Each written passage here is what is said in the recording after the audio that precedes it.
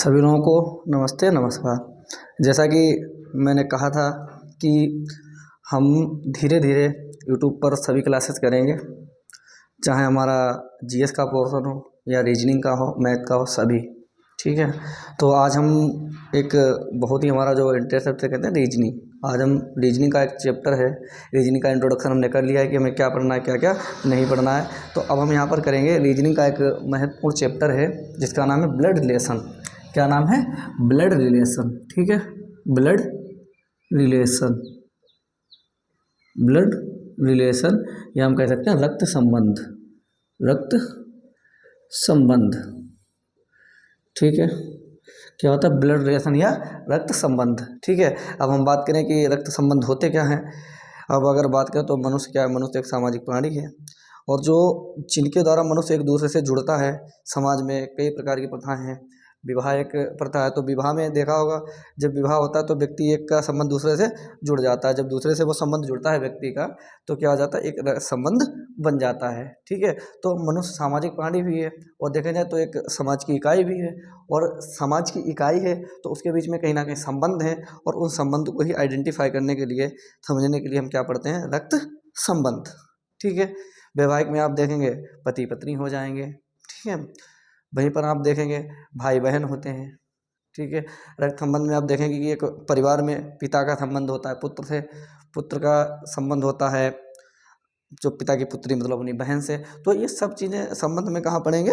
Reasoning में, जो एक हमारा महत्वपूर्ण टॉपिक है रक्त संबंध। ठीक है, तो हम कुछ संकेत देख लेते हैं चैप्टर को पढ़ने से पहले कि कहाँ पर हमें क्या करना है। ठीक है, कैसे समझना है। तो सबसे पहले हम संकेत देख लेते हैं कि हमें किसको किस चीज़ से डिनोट करना है। ठीक है, क्या देखें? संकेत, संकेत देख लेते हैं। जैसे पॉजिटिव, ठीक है, प्लस, प्लस से हम किसे डिनोट करेंगे? पुरुष को। किसे?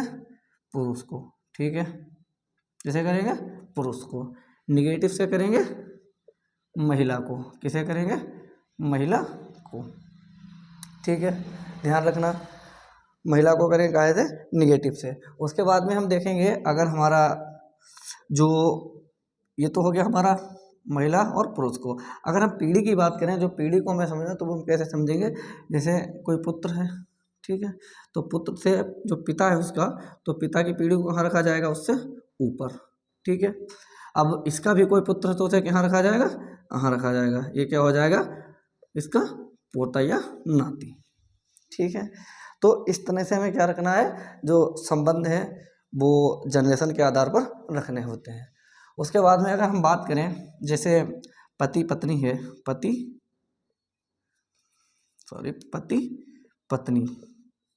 ठीक है, तो पति और पत्नी को हम किस तरह से डिनोट करेंगे? तो उन्हें डिनोट करेंगे इस तरह से, बीच में संबंध दिखा के। ठीक है, वहीं पर अगर भाई बहन है, भाई बहन, तो भाई बहन को हम एक से दिखा सकते हैं, एक लाइन से। ठीक है, तो ये समझते रहना है किस तरह से हमें देखना है। संकेत में देखना है, प्लस पुरुष को देखना है, माइनस महिला को देखना है। ठीक है, पति पत्नी के बीच में संबंध इस तरह से देखना है हमें, भाई का बहन से संबंध इस तरह से देखना है। अगर हम पीढ़ी दर पीढ़ी बात करें तो सबसे ऊपर पिता हो जाएगा, पिता से ऊपर उसका नीचे उसका पुत्र हो जाएगा, और उसके नीचे उसका पुत्र हो जाएगा।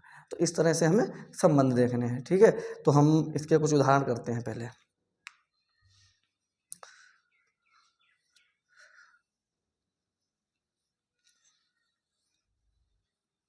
ठीक है, तो इसके एग्जाम्पल हम देखते हैं। सबसे पहले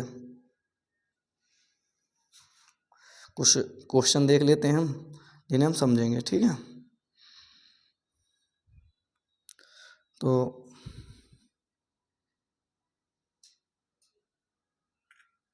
ठीक है, अब इसमें आपका पहला क्वेश्चन जो है वो है कि आर, क्वेश्चन नंबर हम 1 देखते हैं। ठीक है, क्वेश्चन नंबर 1 क्या है?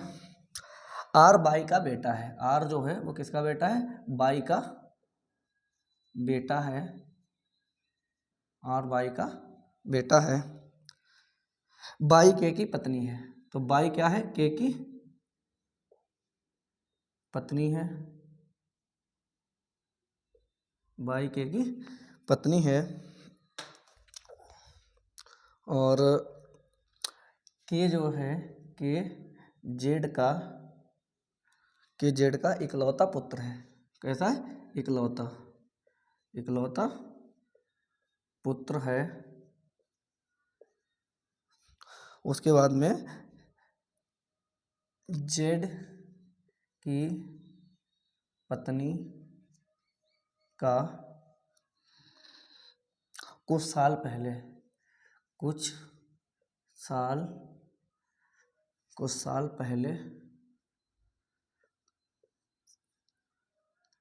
निधन हो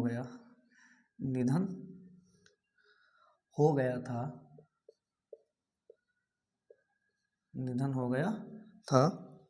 जेड आर से क्या संबंध है?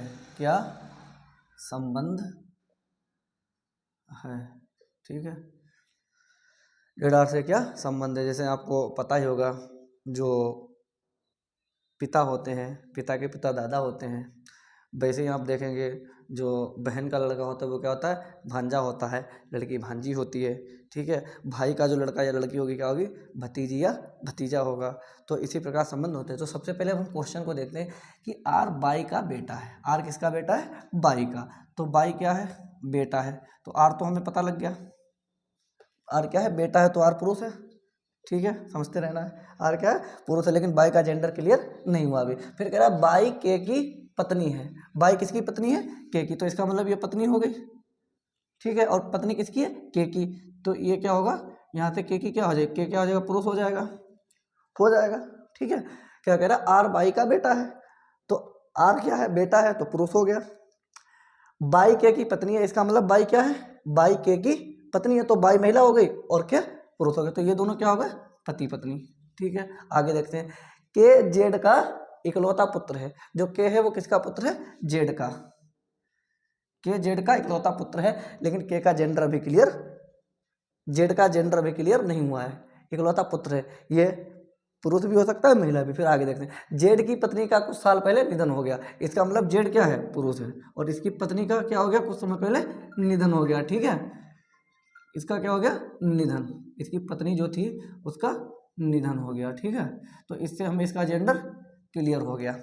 ठीक, अब वो कह रहा है जेड का आर से क्या संबंध है? तो जेड आर का कौन हो जाएगा? जेड जो होगा, जेड आर से क्या संबंध है? मतलब जेड का आर से क्या संबंध है? तो मतलब जेड कौन है? तो जेड आर का क्या हो जाएगा? बताओ, दादा हो जाएगा नहीं हो जाएगा? ये पिता, पिता के पिता दादा। ठीक है, क्या हो जाएगा? दादा। ठीक है, फिर से एक बार समझ लेते हैं। आर बाई का बेटा है, तो आर किसका बेटा है? बाई का। बाई का जेंडर यहाँ पे क्लियर नहीं था। फिर हमने देखा बाई के की पत्नी है, तो जब बाई के की पत्नी है तो बाई क्या हो जाएगा? महिला, और के पुरुष हो जाएगा। तो के की पत्नी है तो डबल थे, हमने दिखा दिया।